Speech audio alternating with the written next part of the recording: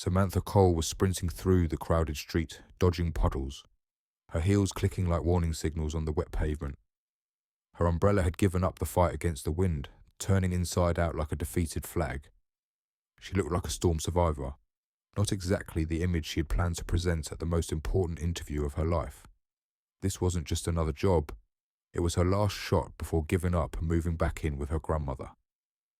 Samantha had been scraping by with small design gigs and cafe shifts, but this interview with Dawson Group, one of the most prestigious architectural firms in the country, could change everything.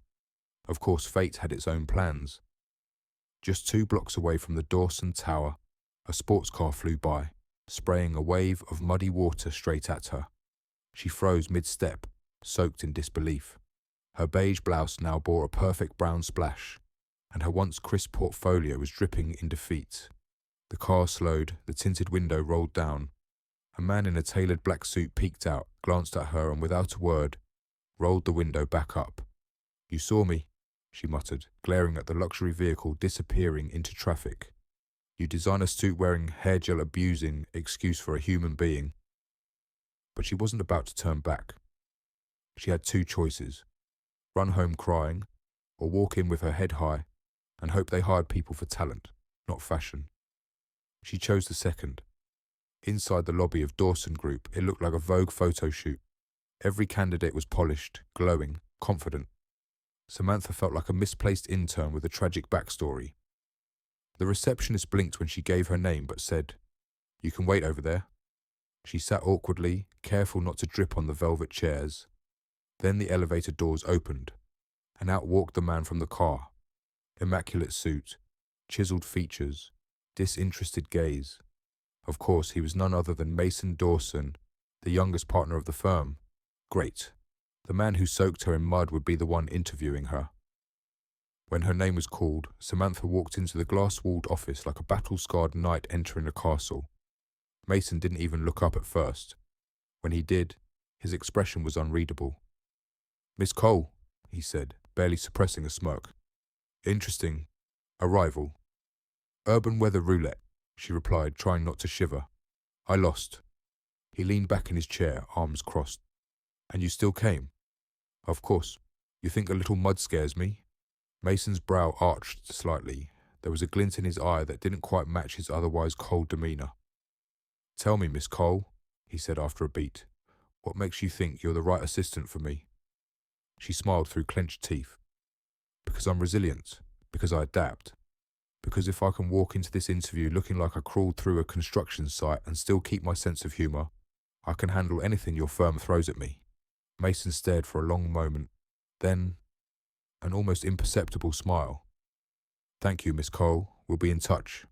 She stood, nodded, and turned to leave, but not before adding, "Also, if you ever plan to drench someone again, maybe warn them first." As she walked out, Mason didn't look away. He scribbled something down on her resume, mud-stained and all.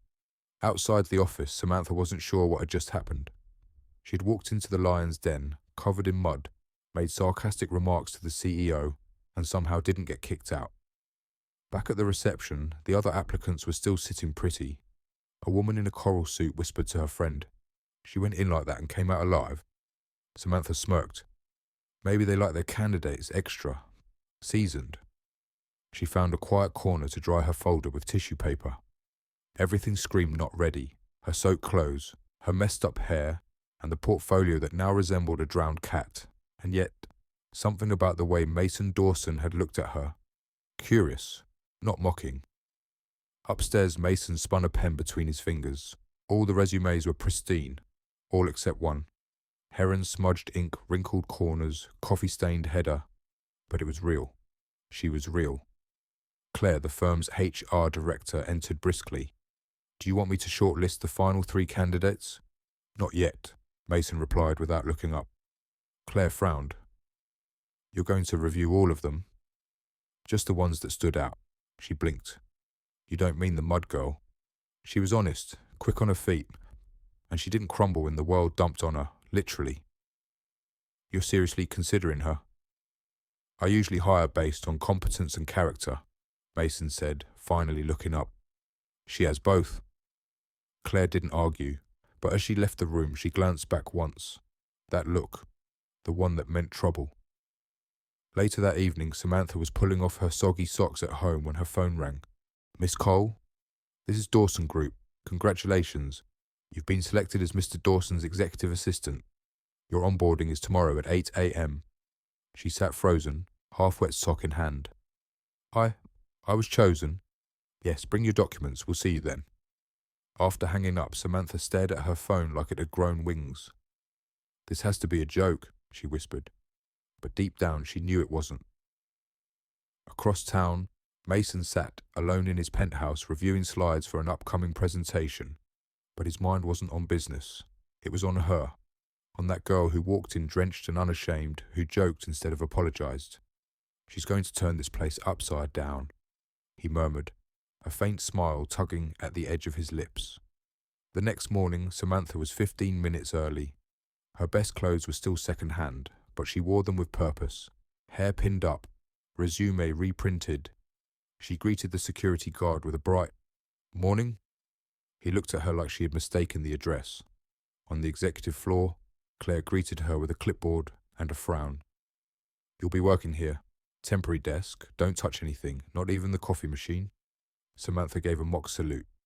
"No caffeine?" "Got it. Torture begins." Claire didn't smile. At 8:01 sharp, Mason walked out of his office. He glanced at her, impeccably dressed as always. "Miss Cole," he said, "you're early." "Try not to repeat yesterday's performance," she replied, straightening up. "You're off to a good start," he said with a nod. "You're dry." Samantha grinned. "Progress, Mr. Dawson." He didn't reply, but as he turned into his office, there was a flicker of amusement in his eyes. At her desk, Samantha opened her planner and scribbled, "Day 1, not fired yet." But deep down, she had no idea what storm she was about to step into, and how her presence would shift not just office politics, but Mason Dawson's entire world. Samantha's first day as the personal assistant to Mason Dawson began with a vow. Don't mess up before lunch. That vow lasted 11 minutes. It started with coffee. The tray was steady, her focus locked in, but the carpet was slick and the heel she borrowed from her cousin caught the edge of her pants. The coffee cup slipped. The tray flipped. Time slowed. Hot coffee splashed across the marble floor and up the leg of a very expensive Italian suit. Samantha stood frozen, mid-disaster, horrified. Mason was in a meeting, with international investors, behind glass walls. And yes, they all turned to stare. She threw up a weak thumbs up. "Good morning." Mason didn't flinch. He turned slowly, closed the glass door calmly, and went back to talking as if he hadn't just been splashed by caffeine and chaos. But the look he gave her, it promised death by spreadsheet. "Off to a brilliant start," muttered Melissa, the senior assistant, gliding past with her clipboard like a corporate swan. Samantha scrambled to clean up the mess. She slipped, bumped her elbow, hit the printer. By the time she returned to her desk, she was icing her arm and questioning every life choice that led her here. Then came the reports. "Blue folder, Mason's notes. Organize these according to my system." "What system?" she whispered. Diego, the IT guy with a friendly smirk and endless sarcasm, passed by. "His system? It's like a Rubik's Cube that bites." Samantha snorted. "Great, I'm allergic to math and egos." Still, she got to work. She color-coded, graph-adjusted, and delivered the folder just before Mason's next meeting. "You did this yourself?" he asked, flipping through it with unreadable precision. "Just me, and 2 coffees, and 1 emotional breakdown." He looked up. "It's better than what finance gave me last quarter." Samantha raised an eyebrow. "Was that a compliment?"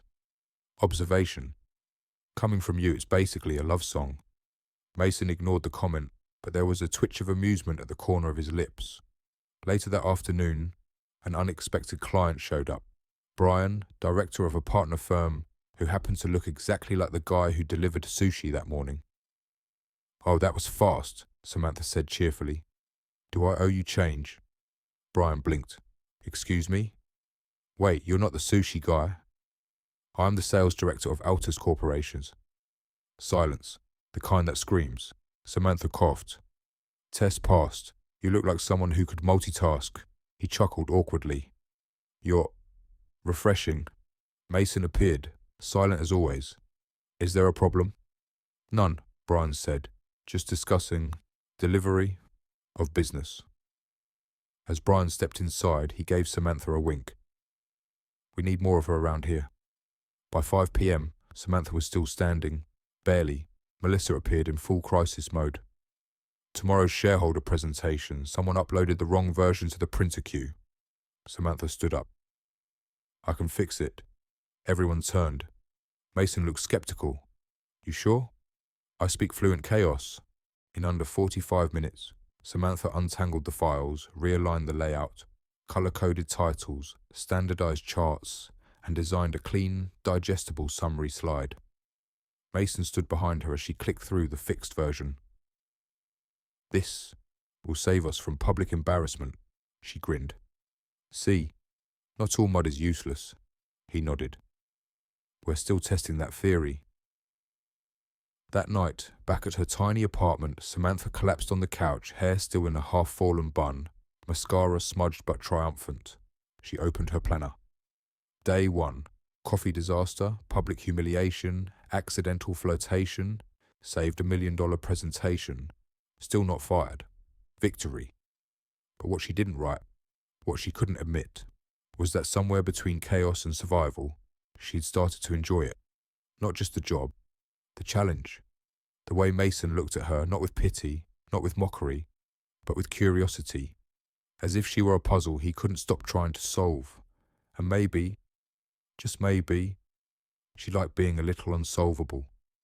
The next morning, Samantha stepped into the office wearing flats, her first wise decision after yesterday's coffee catastrophe. Mason said nothing when she passed his door, just a slight nod, but somehow that tiny gesture felt like silent acknowledgement. Still, the silence in the office wasn't peace. It was the kind of hush that comes with whispers travelling fast. In the break room, Samantha overheard 2 accountants chatting by the tea machine. She made the CEO laugh, twice. Twice? Do you even remember the last time anyone managed that? Not unless it was the payroll system. Pretending not to hear, Samantha poured herself a coffee and forced to smile, though her chest felt tight. Back at her desk, Melissa's email was already waiting. Please revise the presentation you submitted yesterday. Mr. Dawson said it felt a bit too creative. Samantha sighed. Someone clearly wasn't thrilled she was here. Around noon, Diego passed by with a USB in hand and a mischievous grin. I heard Melissa's fuming. Congrats, you're officially visible now. I didn't come here to stand out, she replied. I came to work. Yeah, and that's exactly what's scaring people. You actually do the job. That afternoon, Douglas, a middle manager from partnerships, strolled up to her desk, all fake tan and a suit 2 sizes too small. Miss Park, he said with a half smile, I need a favour. Urgent. I've got a meeting with South Korean investors. Can you help translate these slides and prep the room? Discreetly, of course. Samantha didn't hesitate. She wanted to prove her value. A couple of hours later, Diego happened to glance at the file on her screen. His face immediately changed. Wait, these are from the Horizon Strategy Board report. You're not supposed to have access to this. Her eyes widened. Douglas gave them to me. He said it was urgent. Diego froze for a second. Samantha, I think you're being set up. That evening, Samantha was summoned to Mason's office. He stood facing the window, his silhouette sharp against the fading city light. Explain why you accessed confidential board materials without authorization, he said, his voice low, but surgical. She took a deep breath. Douglas gave them to me. I didn't know they were restricted. I only wanted to help. I wanted to show I'm capable. He turned around, eyes cool but not angry, more like disappointed. You don't need to prove yourself by risking everything. I didn't hire you to do everything. I hired you to know when not to. Samantha's fingers tightened around the folder. If I'm a liability now, she said slowly, just say the word. I'll walk. Mason stepped closer. You're not a liability, but there are people here who want to make you one. The next morning she arrived at 6 a.m., long before anyone else. She locked herself in a meeting room, fueled by resolve and 2 cups of coffee. 2 hours later, she placed a detailed proposal on Mason's desk, outlining workflow improvements, efficiency gaps, and cost-saving ideas. No fluff, just value. She returned to her desk without saying a word. That evening, as she was reviewing a spreadsheet, Mason approached. He set the report gently on her desk. I read your proposal. It's good. But let's keep this quiet. I don't want people thinking I'm going soft. She smiled faintly. Thanks for believing in me, even in silence. That night, Samantha sat alone at a corner cafe with her notebook. On the last page, she wrote, "Just because others don't recognize your worth yet doesn't mean it isn't real. Keep showing up, keep trying, that's enough." And for the first time in a long while, she smiled. Not because she'd won, but because she finally believed in her own fight. Monday morning arrived with the scent of expensive coffee and tense ambition. Samantha stepped into Foster Group's buzzing office, her steps confident despite the whispers.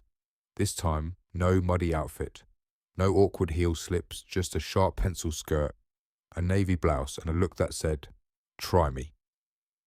Melissa was already at her desk, her smile brittle as ever. "Early again," she noted. "I like to get ahead of the mess," Samantha replied smoothly, walking past. By 9 a.m., Mason Dawson had called for a department-wide briefing. Everyone gathered in the sleek glass meeting room, where he stood like a king who didn't need a throne, just a glance to command silence. "I want updates on the Paris initiative," he began. "But more importantly, I want clarity. No more crossed wires. No more excuses." He looked straight at Samantha as he said it. She froze. Was that directed at her? Then came the twist. "I've reassigned the coordination of the upcoming European stakeholder event to Miss Park," Mason announced. The room shifted. Murmurs. A pause. Melissa blinked in disbelief. "To her," someone muttered under their breath. "Is there a problem with that?" Mason asked, eyes sweeping the room like a scalpel. "No," Melissa said, lips tight. "Of course not." That week was chaos. Not the clumsy kind Samantha had once embodied, but the strategic, no time for tears kind. She coordinated speakers, handled logistical errors, smoothed tensions between two rival VPs, and corrected a typo in $1 million banner seconds before it was sent to print. Every time a fire started, she put it out, fast. Even Diego, ever the office comedian, admitted, "You're basically a miracle in heels. I mean, do you sleep?" "I blink aggressively," she replied, grinning. On Friday evening, the event was held at an art museum lit by hanging bulbs and echoing quiet class. Samantha moved through the crowd in an emerald jumpsuit, not flashy but unmistakably commanding. Mason arrived an hour late, as always, but this time he didn't speak right away. He just stood near the edge of the room, watching her, not with coldness, not even curiosity, but with something else. Maybe respect. As the event wound down, the CEO approached. "You handled this well," he said. "I know," she replied, then added quickly, "Thank you." Mason gave the smallest nod. "Melissa will no longer oversee coordination for leadership events. I want you in charge from now on." Samantha blinked. "Are you sure? People are still... I don't care what people say, I care what works." She swallowed hard. "Okay, then I'm in." As she turned to leave, Mason paused. "And Samantha," he added, his voice lower now, "don't doubt yourself. Ever again." Samantha Park's calendar was now more complicated than a boardroom seating chart at a Fortune 500 summit.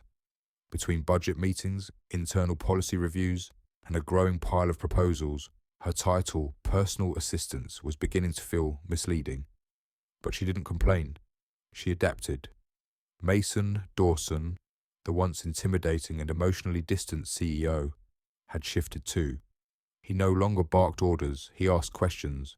Short ones, precise ones, but still, questions. Why that colour scheme? Why him for the keynote? What would you do? Each time Samantha gave her answers without flinching. He listened. One rainy Thursday afternoon, Mason's mother unexpectedly showed up at the office. Elegant, silver-haired, wearing pearls and the kind of expression that only comes from decades of watching empires rise and fall. She sat in the glass lounge with her umbrella still dripping, watching people scurry around like ants. "Miss Park," she said when Samantha introduced herself.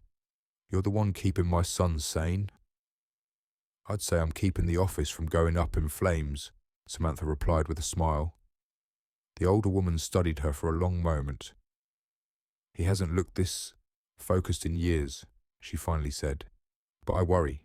He doesn't let people close." Samantha paused. "Maybe he doesn't want to be saved. Just seen." Mrs. Dawson nodded slowly. "Then keep seeing him." The following week, the company faced a PR crisis. An investor leak, a lawsuit rumor, and a misquoted interview turned Mason into media bait. The board panicked, fingers pointed. It was Samantha who stepped into the fire.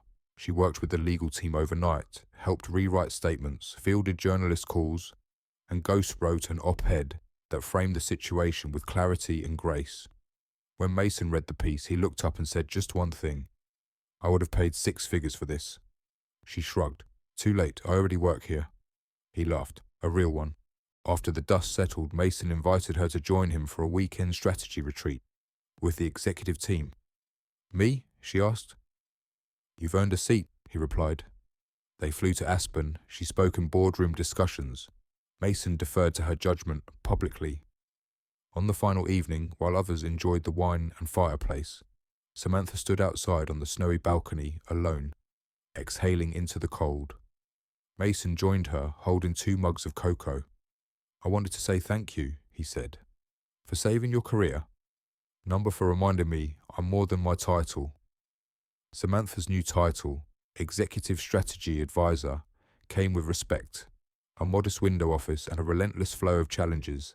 She barely had time to sit before her calendar filled up. Mason had added her to every major project review, weekly executive briefings, and private think tank meetings on the company's future. "This is how you say congratulations," she quipped on their first Monday morning meeting. "This is how I say, I trust you," Mason replied without looking up from his notes. And she did trust him, until one meeting changed everything. It was a quarterly review with Foster Group's biggest overseas partner. Samantha had spent days preparing Mason's presentation slides, summaries, even subtle cues for difficult talking points. Everything was going smoothly until someone interrupted her mid-sentence. "We weren't expecting her to present," said one of the senior partners, clearly unimpressed. "Shouldn't someone more seasoned handle this?" Samantha paused. Before she could reply, Mason stood up. "If you're not willing to hear from the mind that's driving most of our innovation lately, then you're not ready to talk business with us." Silence. Then he added, "You came for results. She delivers them." He sat back down. "Please continue, Samantha." She did, calmly, with precision. And when the meeting ended, those same partners approached her directly. "We hope to see more of you next quarter." Later that night, she found herself on the office rooftop, bundled in her coat, breathing in the crisp city air. Mason joined her, 2 coffees in hand. "I wasn't trying to rescue you," he said. "Just remind them who's in the room." "I know," she said, taking the cup. There was a pause. "You were never invisible to me," he added. She didn't reply, but something inside her softened. The next morning, Samantha was summoned to a surprise gathering on the executive floor. Everyone from HR, legal, marketing, even IT stood in a half circle, clapping as Mason entered the room. He handed her a small glass trophy with her name engraved beneath a single phrase, "The vision we needed." Everyone applauded again. Samantha was stunned. "I didn't plan this," she said, looking at Mason. "I didn't either," he said quietly. They did. 3 weeks into her new role, Samantha had begun to feel the rhythm of executive life. Early meetings, sharp decisions, late-night coffee-fueled edits, and always the weight of eyes watching. Not just her team's, but Mason's. He didn't hover. He never micromanaged. Yet somehow she could feel him in every corner of the building. His confidence in her, his curiosity about her, and something else neither of them dared name. That something came dangerously close to surfacing on a rainy Thursday. The storm had knocked out power to half the city, and Foster Group's downtown tower was running on backup. The elevator was stuck. Most employees had already been sent home. Samantha, trying to finish the final numbers for a merger report, found herself caught in the stairwell with Mason, both of them soaked, breathless from the climb. "Of course it would be you," she laughed, wiping water from her brow. "Of course you'd still be working in a blackout," he replied, smiling. They stopped on the 33rd floor landing. Mason leaned against the railing. His shirt clung to his chest. Rain streaked down his temple. "I used to think the stormiest moments were the worst," he said. "Now I'm starting to think they just reveal what matters most." Samantha froze. There it was, that almost confession. She looked at him, really looked. "Is this your way of saying something or avoiding it?" Mason stepped closer, maybe both. But before either of them could cross the invisible line, her phone buzzed. The emergency board meeting was back on. Upstairs, just like that, the moment vanished. The next day, everyone at the office was talking, not about the storm, but about the press. An article had leaked. Foster Group CEO's sudden shift in leadership style. Rumors point to new advisor. Photos were included. One was of Samantha handing Mason a folder. Innocent, but suggestive in the wrong hands. The whispers returned. The hallway glances sharpened. Melissa from PR approached her in the break room. "Hope you're ready," she said. "This building eats scandals alive." But instead of hiding, Samantha walked straight into Mason's office. "This isn't going away," she said. "If you're worried about your image, you should pull me off the executive team." Mason didn't hesitate. "If I let fear make decisions, I wouldn't be sitting here. And if I stay, then we face it together.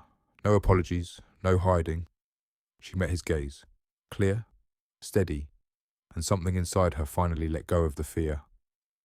After the article, the office dynamic shifted. Some employees applauded Samantha's bold statement. Others avoided her completely. The board went silent. No reprimands, no acknowledgements, just silence, which, in corporate terms, was its own kind of verdict. But Mason, he was different. Calmer, respectful, but more distant. And that was the hardest part. One Thursday afternoon, she was called into a strategy session, an unusual request since it involved global expansion proposals. As she entered, Samantha saw the familiar faces, executives, analysts, a few department heads, and Mason at the end of the table. As she sat, she noticed a printed proposal in front of each seat, but the author line read, "Prepared by Samantha Lee, Lead Strategy Consultant." Her eyes widened. She had no idea. Mason didn't even look at her. He simply said, "We're here to discuss a bold new direction, and the best person to lead it is the one who wrote it." Samantha's heart raced. She hadn't written that proposal for publication. It had been part of a private brainstorming file, which meant he'd been reading her drafts, not to control, not to correct, but to amplify. For the next hour, Samantha walked the room through her vision, clear, assertive, composed. When it ended, the room gave a light round of applause. Mason stayed silent. But his eyes, they said everything. That night she knocked on his office door. "You blindsided me today," she said. "You impressed the board," he replied.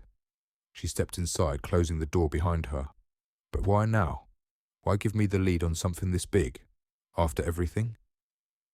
He looked at her for a long moment, then said softly, "Because I trust you more than I trust myself."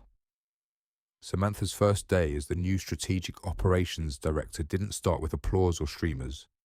It started with silence, respectful, curious, and from some, resentful.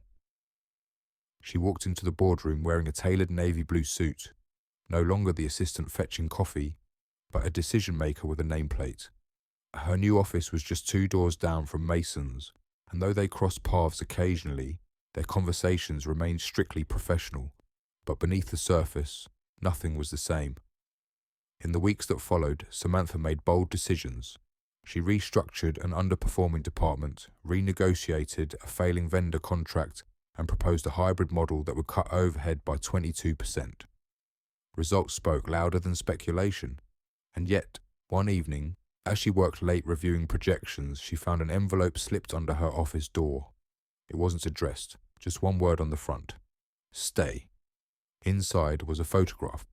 The moment from the fashion event, the one where she stood in the chaos, clipboard in hand, yelling directions while smiling through the stress. On the back, written in sharp black ink, the moment I knew I'd never seen anything more extraordinary. Her breath caught. She knew who it was from, but she didn't respond. Not immediately. A week later, Foster Group hosted a high-profile gala. Clients, politicians, international partners, all gathered in a ballroom wrapped in elegance and polished power. Samantha walked in alone, confident, commanding. Mason, standing near the stage in a classic black tux, saw her from across the room. Their eyes locked. But before either could move, Claire, one of the more powerful board members, walked up to Samantha.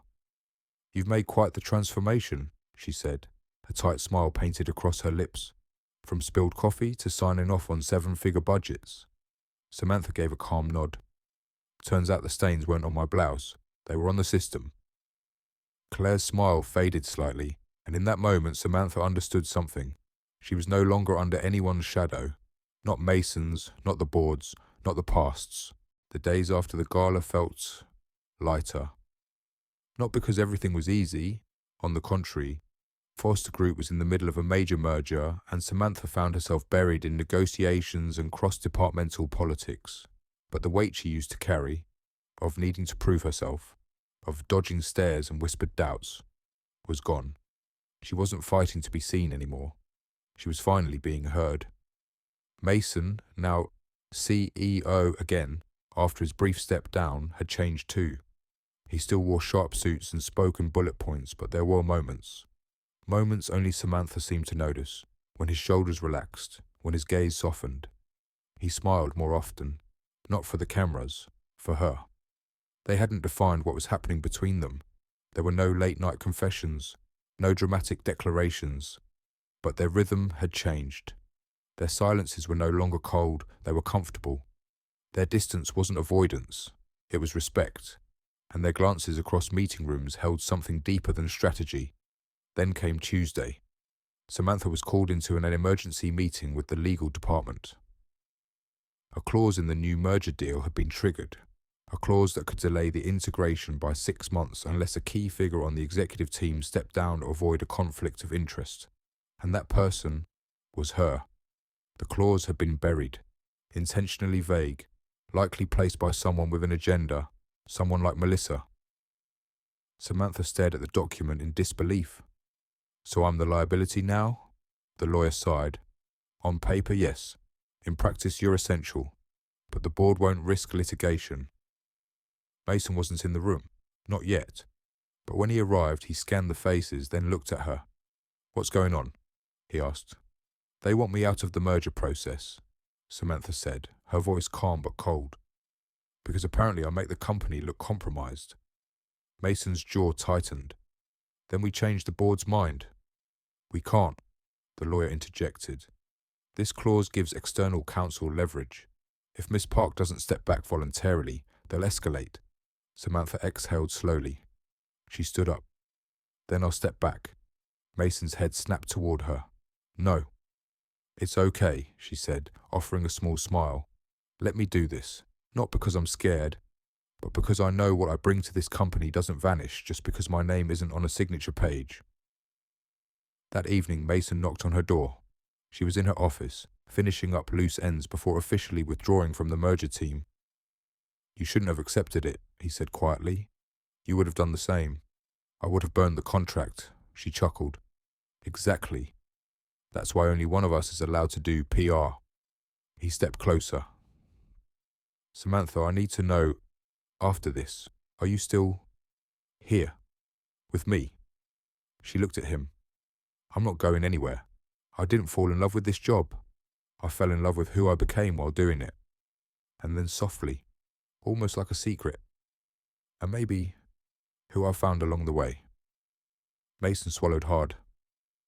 "You don't know how much I do," she said, "but tonight let's not say it." "Why not?" "Because when the time is right, you won't need to." Weeks passed. Samantha's new role as a consultant was thriving. Though she no longer carried an official Foster Group badge, her influence was felt everywhere, from the way project timelines flowed more smoothly to how interdepartmental chaos began to fade. But even with the victories, a piece of her remained unsettled, not because of Mason, but because of herself. One Thursday afternoon, she was invited to speak on a leadership panel hosted by a business journal. The theme: Modern Integrity in Corporate Structures. Halfway through the event, someone from the audience asked a question that stopped her mid-sentence. Do you believe emotional involvement at work can ruin your credibility as a leader? The room fell silent. Samantha blinked, then smiled slowly. I think emotional involvement is inevitable when you care. And credibility? That's not ruined by love, it's ruined by fear. Fear of being misunderstood. Fear of not being taken seriously. She looked around the room. I've been in that fear. I let it make decisions for me. But I'm done apologizing for being human. And that was it. The applause was thunderous. Later that night, she found herself walking down the quiet streets of the city, heels in hand, hair pinned back from the spotlight. She had declined every after-party, every networking drink. Instead, she stood at the crosswalk near Foster Group's lobby, looking up at the building where everything had changed. She didn't plan to go inside, but someone stepped out. Mason, holding a box. They both froze. You're leaving? She asked. He laughed. Number you left. I'm just cleaning. A pause, and then I heard the panel was powerful. She smirked. Who told you? Half the board reposted your quote by lunch. I'm not trying to prove anything anymore. I know, he said. That's why everyone's listening. He looked down at the box in his arms. Then slowly, he held it out to her. Inside was a notebook. Familiar? Weathered. Her old notes. Her first mock presentation. The one that saved a merger deal months ago. You left this? She stared at it. I thought it was shredded, she whispered. I couldn't do it. They stood in silence, and then he asked quietly, Samantha, if we had met differently, not as boss and assistant, but just as two people in a bookstore or a rainy sidewalk, would you have looked at me twice? She laughed gently. I probably would have told you you were too well dressed to be interesting. Ouch. But I would have stared when you weren't looking. He nodded. So now that we're not titles anymore, can I take you to dinner? Samantha looked at him, and for the first time she didn't feel conflicted. I'd like that, she said. It had been months since Samantha left Foster Group behind and built her new world, one filled with books, storytelling and purpose. Yet despite the calm, the whispers of her past still followed her, sometimes in the form of emails, sometimes in the form of invitations, and sometimes in the form of Mason. They had dinner twice a week, low-key, quiet, nothing extravagant, no titles, no headlines, no pressure. He would arrive with his shirt sleeves rolled up and she would have 2 mugs of burnt bookstore coffee waiting. But one evening, Mason didn't show up. He didn't text. He didn't call. Samantha sat there, notebook in hand, doodling spirals on the edge of a receipt. The store had already closed, the lights dimmed, and still, nothing. She waited an hour, then left. The next day, her phone buzzed. One message, from Mason. Meet me where you said you'd never go again. Tonight, 7 p.m. She stared at it, confused. There were plenty of places she said she'd never go, but only one that had real meaning. The rooftop garden of Foster Group. Samantha stepped out of the elevator at exactly 7:03 p.m., breath held, heart pounding. The rooftop hadn't changed, still quiet, still framed with fairy lights, still overlooking the skyline with the kind of view only power could afford. And there he was. Mason stood near the edge, hands in his pockets, suit jacket gone, looking like someone stuck between 2 worlds. I wasn't sure you'd come, he said. I wasn't sure I wanted to, she replied. He smiled faintly. I deserved that. She crossed her arms. Why didn't you show up last night? He took a breath. Because I was meeting with the board, and I didn't want to lie to you. She frowned. About what? They offered me a new role. Global Director. It's in Geneva. It starts next month. Silence. Samantha looked down, kicking the edge of the concrete with her shoe. I see. And I told them no. Her head shot up. What? I told them no, because I realized something while I sat in that boardroom surrounded by suits and titles. I realized I didn't want to spend my life chasing positions.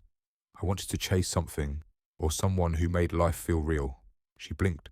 I spent too long being the man who built empires. Now I want to build a life, one with purpose, one with you. She stared at him. You gave up Geneva?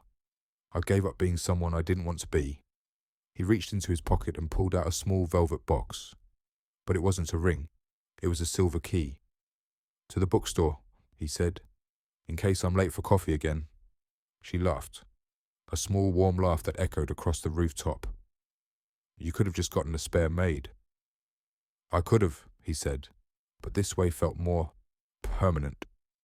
She took the key, looked at it for a moment, then met his eyes. So what now? Now, Mason said, stepping closer. We stop being afraid of how this ends, and we start writing what comes next.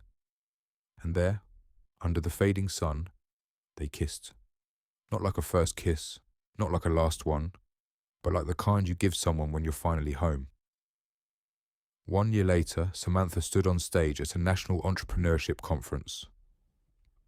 Her speech was titled, From Corporate Chaos to Courage, Redefining Success on Your Own Terms. Mason sat in the front row, notebook in hand, taking notes even though he knew the speech by heart. She ended with, They told me I was too emotional, too impulsive, too much. But I was never too much. I was just never meant to fit in boxes I didn't build. And neither are you. Applause thundered through the auditorium. Afterward, as people crowded to shake her hand, she saw him waiting by the exit, quiet, smiling, patient. He didn't need to stand in the spotlight anymore. He had finally found something better than power. He had found peace, with her.